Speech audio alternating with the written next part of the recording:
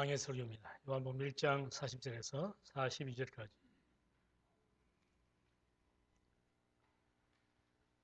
한 절씩 읽고 마지막 42절 같이 읽겠습니다. 요한의 말을 듣고 예수를 쫓는 두 사람 중에 하나는 시몬 베드로의 형제 안드레라.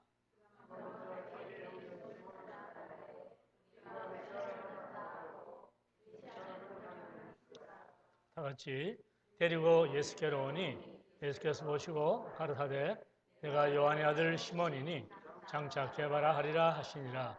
게바는 번역하면 베드로라. 아멘.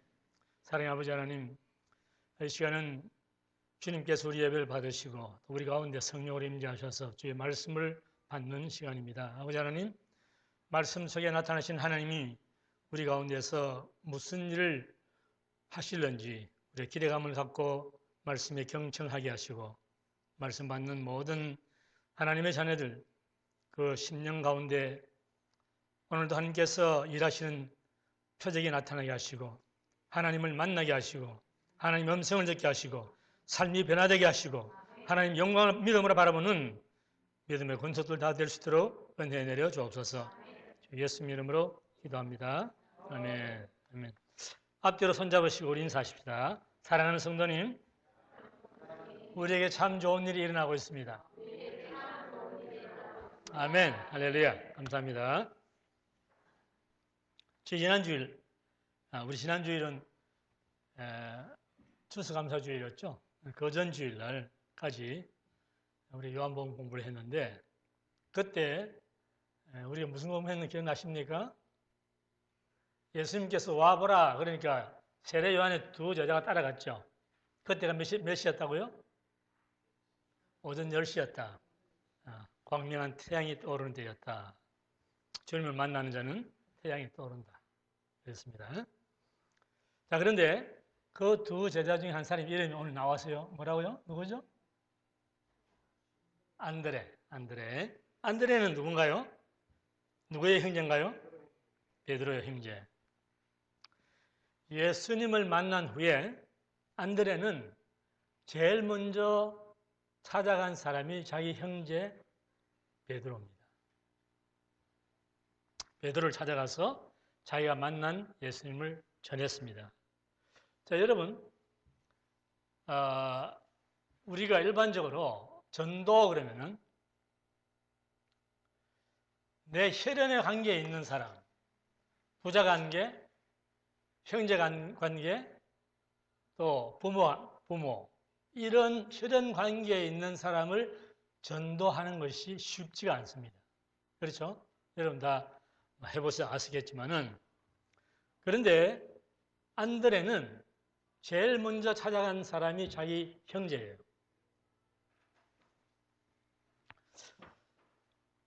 여러분, 가까운 사람에게 전도하는 것은 쉬운 것이 아니에요. 예수님도 자기 형제들한테 배척을 당했습니다. 그렇죠? 자기 동네 사람들에게 얼마나 반대를 당했나 하면은 그 사람들이 새로 생긴 낭떠러지를 끌고 와서 예수님을 던져버리려고 그랬어요. 그 정도로 가까운 사람 사이에 전도하는 것은 쉬운 일이 아닙니다. 그런데 안드레는 자기 형제 베드로에게 전도를 했습니다. 여러분, 예수님 말씀하시기를 선지자가 자기 고향에서는 환영을 받지 못한다. 자기 가족, 자기 동네 사람, 심지어는 자기 형제 부모로부터도 환영을 받지 못합니다. 그런데 이 안드레는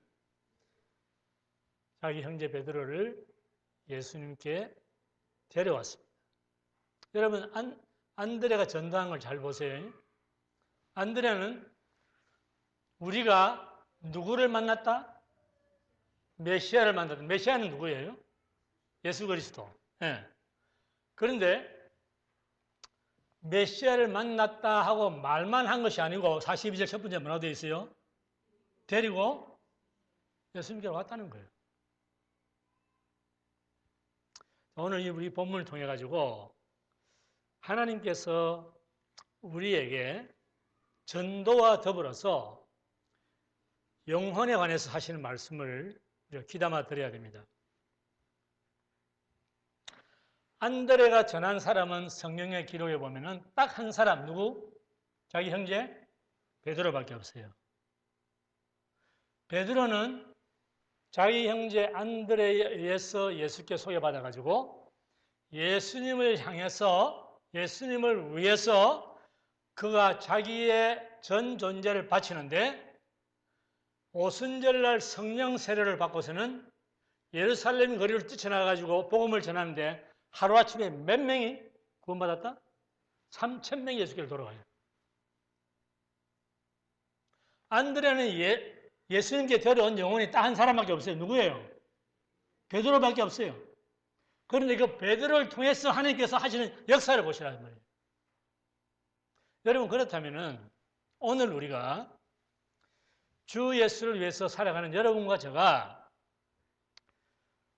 한 영혼을 전도하는 것이 그 한 영혼만 바라보시는 것이 아니에요. 그를 통해서 하나님께서 얼마나 크신 일을 하실 것인가를 기대감을 갖고 그에게 전도하는 거예요. 킴볼의 전도를 받았던 시카고 뒷골목의 구두수승공 무디는 100만 명을 예수께로 인도합니다. 저 사람 예수 믿겠는가? 그것은 여러분의 생각이에요. 하나님 그렇게 생각 안 하십니다. 전도라고 하는 것은 예수 그리스도를 소개하는 일이에요. 먼저 보면은 안드레가 자기 형제 시몬을 어떻게 했다? 41절에 어떻게 했다? 찾았다. 찾아간 거예요. 그런데 이게 찾았다는 말은 찾아라고 하는 이 말은 헬라어 문법으로 따지면 현재 동사입니다. 현재 동사. 그것은 우리 전도자가 여러분이 전도 대상자를 찾는 일은 미래에 해야 할 일이 아니라 현재 해야 할 일이다 그 말이에요. 차일피일 뒤로 미루는 것이 아니에요.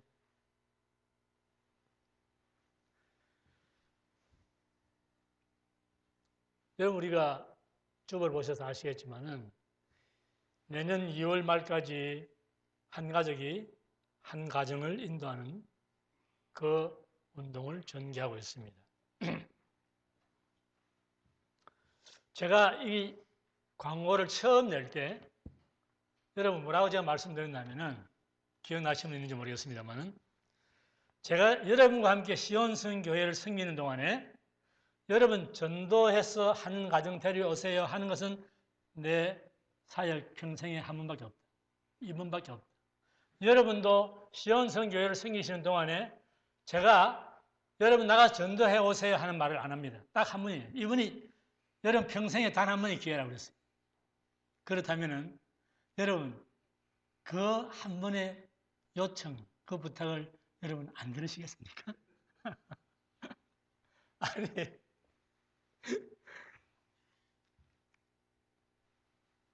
안드레는 자기가 찾은 전도 대상자에게 찾았어. 그 다음 뭘 했어요? 뭐 했습니까? 말했습니다. 전도 대상자를 찾아가서 내가 만난 그리스도는 이런 분이다 하고 말했다 이 말입니다. 쇳불은 언제 뺀다? 단김에 빼는 거예요. 쇳불을 불 빨갛게 달궈놓고 빼야 쉽게 빠지는데 다 식어버리면 안 빠져요. 쇳불은 단김에 빼는 거예요. 안드레는 자기 형제를 베드로를 만나가지고 한 말이 우리가 메시아를 만났다. 메시아는 그리스도라. 그리스도라. 소리가 안 나와요.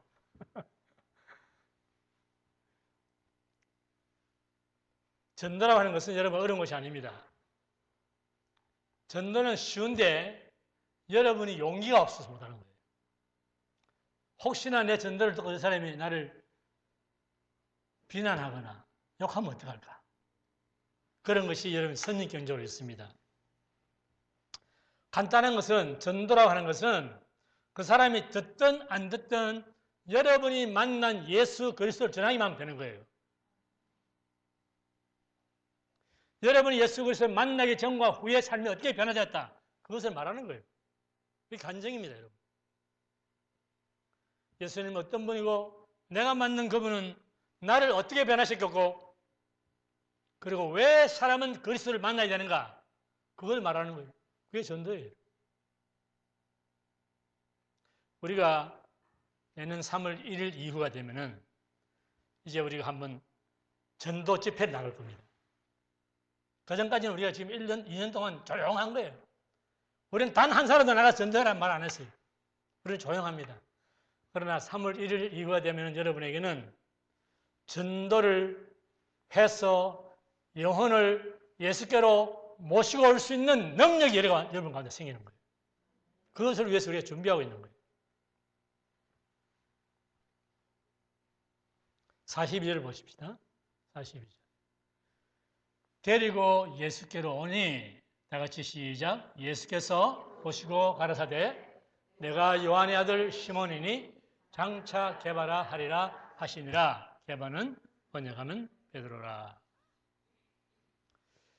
안드레가 자기 형제 베드로를 예수께로 데려왔습니다. 여러분, 안드레와 베드로는 형제간인데 누가 형이에요? 누가 동생이에요? 예? 몰라요. 성경에는 누가 올더 브라더, 양글 브라더 안 썼습니다. 모릅니다, 우리는. 가능성은 베드로가 형인 가능성은 있어요. 왜? 베드로는 결혼해서 장모가 있었거든. 그렇게 가능성은 있죠. 그러나 우리는 정확하게 모릅니다. 어쨌든 형제를 예수님께로 데려왔는데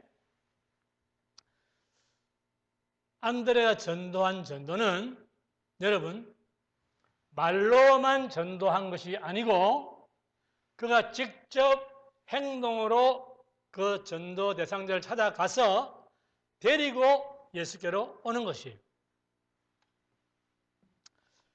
여러분 믿지 않는 사람들이 예수께로 나와오는 일은 자기 힘으로 못합니다.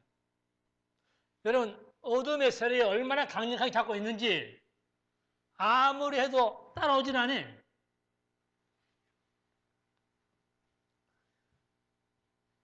그때에 베드로를 보시는 예수님께서 첫 번째 하시는 말씀이 내가 시몬인데 앞으로는 누구라고 부른다? 게바라고 부르겠다. 게바란 말은 반석이라는 뜻입니다. 반석. 베드로도 반석이라는 뜻입니다. 베드로는 히브리어고 게바는 아람어입니다. 아람어. 똑같은 말은 뜻은 똑같습니다. 자, 전도자를 주님 앞으로 데려오는 일은 첫째는 말로서 내가 만난 예수 그리스도를 전하고 그리고는 그를 위해서 기도하고 기도로 대상자를 삼았으면 찾아가고 찾아간 대상자에게 만난 예수를 증거하고 그리고 마침내는 그를 교회로 인도하는 이 과정까지 해야만 영혼이 구령받는 거예요. 여러분 태신자라는 말 하죠. 그죠? 태신자. 태신자가 뭐죠? 네? 태신자가 무슨 말이에요? 어떤 대상, 예수를 믿게 할 대상, 여러분 태 속에 품는다는 뜻입니다. 그리고 그 사람을 믿게 한다는 거예요. 태신자. 그 태신자는 여러분, 남자분들은 모르지만은 여자분들은 다 아시는데 아기를 잉태하고 출산하는 과정입니다. 태신자를 예수께 데려오는 것은.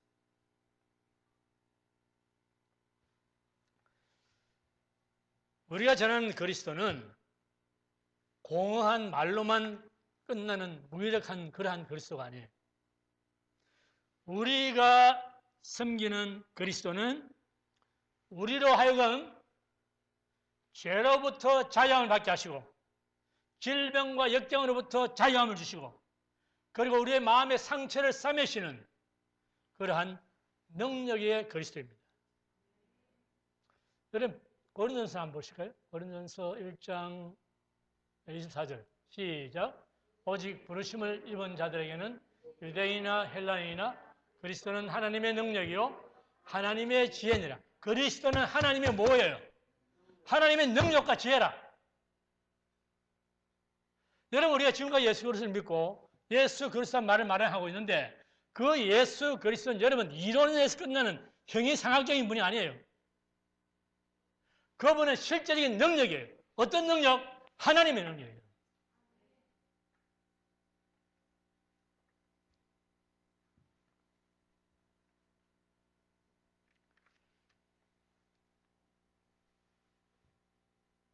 형제 베드로를 예수님께 데려왔습니다. 복음을 전하고 예수를 전하고 우리 다음 주일날 11시에 오세요가 아니라 가서 데려왔어요.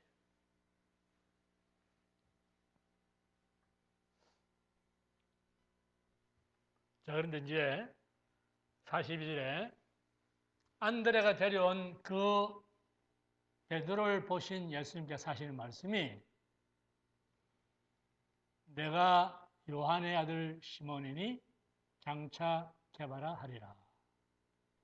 여러분 보세요. 예수님께서 제자들 한 사람 한 사람 부르는데요. 그 부르는 사람마다 다 달라요. 빌립은 주님께서 지나가시다가 나를 쫓아라 그 말씀 한마디에 빌립은 예수님을 쫓아갑니다. 그런데 그 예수를 쫓아가는 빌립이 자기 친구 나다나엘을 예수님께 소개할 때 예수님께서는 그를 보시자마자 너는 참 이스라엘 사람이라 너 속에 간사한 것이 없다. 예수님께서는 나다나엘을 제자 삼을 때 그 말씀하셨어요. 그런데 안드레가 예수께 데려온 베드로를 향해서 예수님께서는 내가 장차 반석이 되리라 예언으로 그를 사로잡습니다.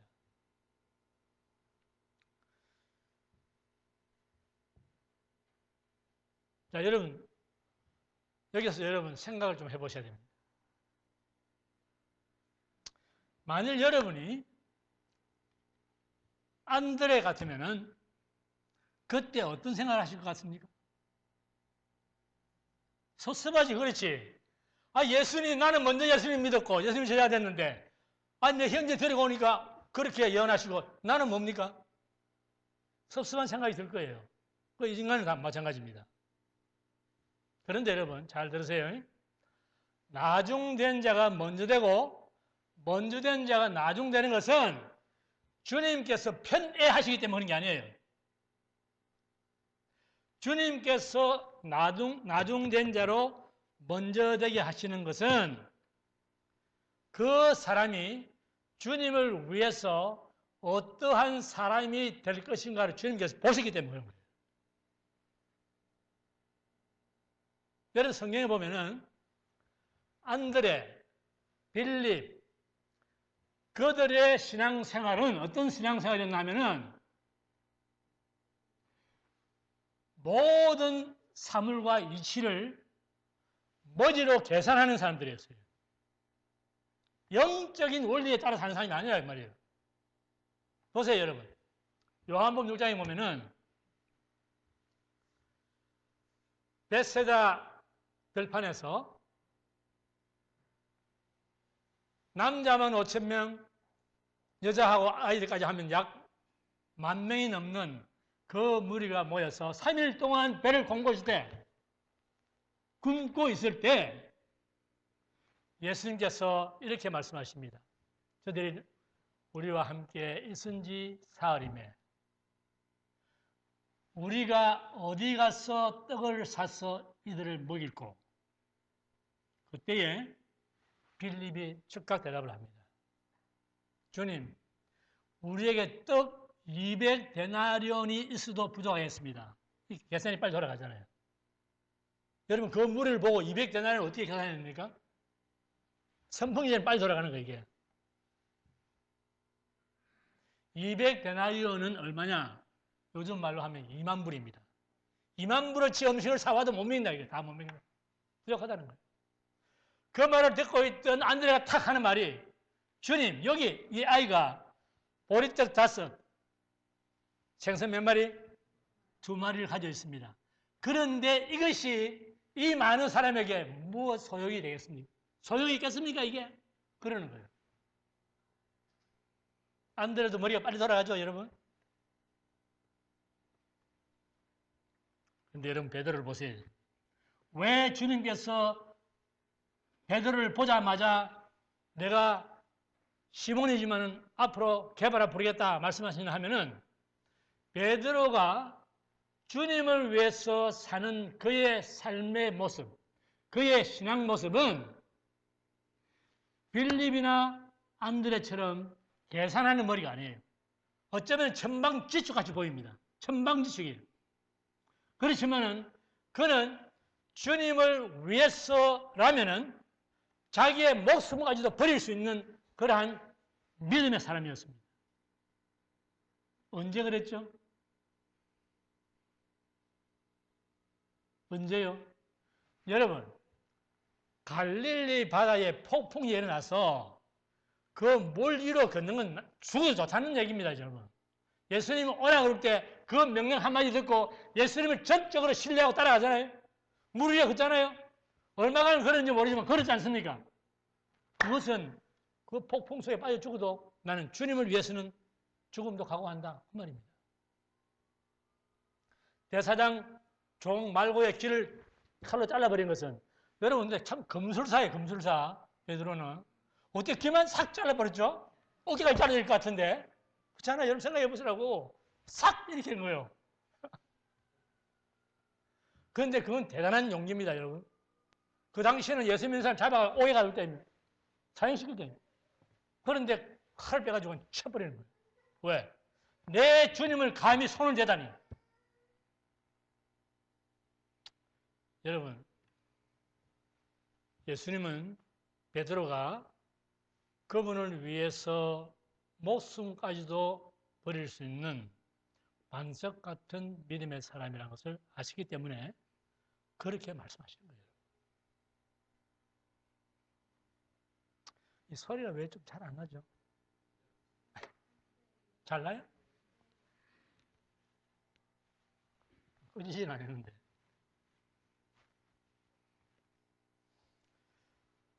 안드레와 빌립이 보는 시각은 인간적인 시각입니다. 근데 베드로는 영적인 시각으로 통찰하는 그러한 믿음의 사람이에요. 자, 지난 금요일, 어저께 우리가 다운 신드롬을 위해서 기도했습니다. 우리가 기도한 것은 예수님께서 우리에게 명령하신 대로 기도한 거예요. 예수님이 지상 명령을 우리에게 주실 때 너희는 온 천하에 다니며 만민에게 복음을 전파하라. 믿는 자들에게 이러한 표적이 따르니 저희가 내 이름으로 귀신을 쫓아내고 세방을 말하고 뱀을 죽이며 무슨 돈을 마실지 해를 받지 않고 병든 사람에게 손을 얹을 말이라. 주님께서 우리에게 명령하신 명령대로 우리는 기도를 했습니다. 자, 여러분 잘 들으세요. 폭풍우가 치는 갈릴리 바다를 잘 걸어가던 베드로가 왜 물에 빠졌죠? 두려움이 찾아왔습니다. 의심이 생긴 거예요. 그죠? 다운 신드롬을 위해서 우리가 기도할 때 우리에게 의심이 있거나 두려움이 있거나 그래서 고침받지 못했다. 그 얘기 아닙니다. 베드로는 그랬습니다. 그런데 우리는 하나님께서 다운 신드롬을 위해서 기도했는데 왜 안 고쳐졌는지 우리는 몰라요. 우리는 모릅니다. 그런데 그 전 금요일과 그 전전 금요일에 여러분 6분인가 7분이 몸이 아파가지고 기도받고 다 그 자리에서 나왔습니다. 그렇죠? 그리고 갈비뼈부터 골반, 다리, 여기가 뒤틀려가지고 통증을 호소하던 그 여인에게 우리가 기도하자마자 통증이 사라지고 골반이 제대로 찾아오고 갈비가 제대로 찾아오고 다리가 오른쪽 다리가 한 2인치 짧았던 다리가 쭉 빠져나와가지고 정상이 된 것을 우리가 두 눈으로 다 봤어요. 고침받았습니다. 자, 여러분 여기서 이제 우리가 조심해야 될 게 있습니다. 우리는 한계적인 인간이에요. 우리는 하나님처럼 전지하지 않습니다. 그럼에도 불구하고 우리는 사랑의 마음으로 기도했습니다. 온 마음과 힘을 다해서 기도했습니다. 예수님은 그분께 나온 사람을 단 한 사람도 물리친 적이 없습니다. 그분은 자신의 내장이 흔들릴 정도로 강렬한 사랑으로 일일이 손을 대면서 기도했습니다. 우리도 그렇게 했습니다. 여기서 여러분 잘 생각해야 될 것은 우리는 주님을 위해서 일을 할 때 쉬운 일은 하고 어려운 일은 하지 않는 그러한 비겁한 위선자가 되어서는 안 된다는 거예요.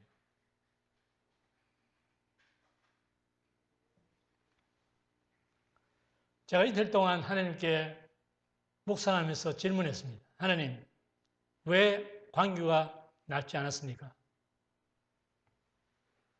주님께 이렇게 말씀하셨어요. 믿음의 역사, 사랑의 수고, 소망의 인내 이 세 가지를 잊지 말아라.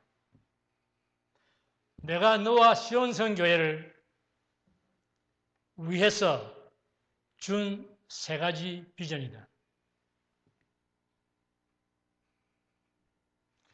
믿음의 역사는 너와 나의 시온성 교회, 여보세요, 여러분. 주님께서 뭐라고 말씀하시냐면은 너와 나의 시온성 교회라고 그래요. 여러분, 시온성 교회는 하나님이 세우셨어요. 하나님의 교회예요, 하나님의 교회. 너와 나의 시온성 교회를 위해서 앞으로도 이 믿음의 역사는 계속될 것이다. 그러나 기억해야 할 것은 믿음의 역사는 사랑의 희생과 사랑의 눈물과 사랑의 피가 있어야 된다.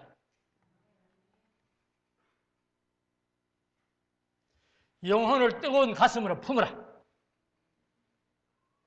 내 아들 예수는 피 흘리는 가슴으로 영혼들을 끌어안았다. 주님이 하시면 잘 들으세요. 그리고 너희가 뜨거운 사랑의 가슴과 담대한 믿음으로 일을 했다면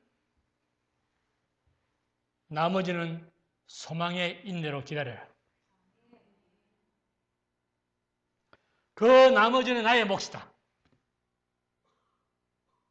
그러나 너희는 이 모든 일을 내 명령에 따라서 지속적으로 실행해 나갈 때 너희에게는 더욱 큰 은혜가 점진적으로 나타나는 것을 보게 될 것이다. 제 머리에서 나온 말이 아니에요, 여러분.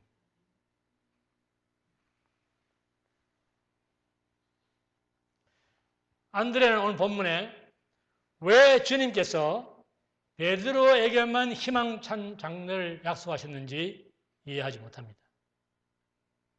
서운한 마음이 있을 것입니다. 그러나 주님은 그분만이 아시는 지혜로서 베드로에게 예언하시는 거예요. 오늘 이 삶의 현장에서 왜 이 일이 응답되지 않는가? 그것은 우리가 알 수 없는 거예요. 주님의 지혜로서 하시는 겁니다.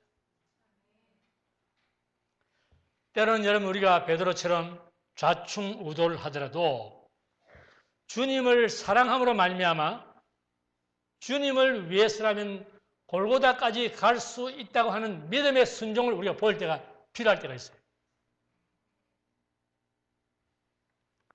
우리가 주님을 위해서 일하다가 베드로처럼 넘어질 수도 있습니다. 그러나 주님은 우리의 일의 성과를 보시는 것이 아니고 우리의 중심을 보시는 거예요. 나 여호와는 무엇을 본다? 중심을 보느니라. 그리고 그분은 우리의 중심을 보시고 그 일을 통해서 새로운 영적인 안목을 열어주시는 합력해서 선을 이루시는 좋으신 하나님이십니다. 비록 우리가 아직도 부족하고 미약합니다. 갈렙처럼 85세가 될지라도 우리의 중심은 여전히 이렇게 주님 앞에 고백을 해야 됩니다. 그 땅 백성을 두려워 말라. 그들은 우리의 밥이라.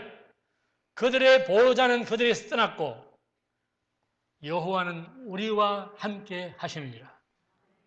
다 같이 우리는 하나님이 우리와 함께 하심을 확신합니다. 아멘. 우리가 wholeheartedness, 전심을 다해서 온전히 주님께 헌신한다면 주님은 베드로에게 예언하신 그 약속의 말씀을 너는 갈대 같은 흔들리는 시몬이 아니라 굳건 반석 개반이라 라고 하는 그 말씀을 여러분 각자에게도 지금 이 시간 들려주실 줄 믿습니다. 기도하겠습니다.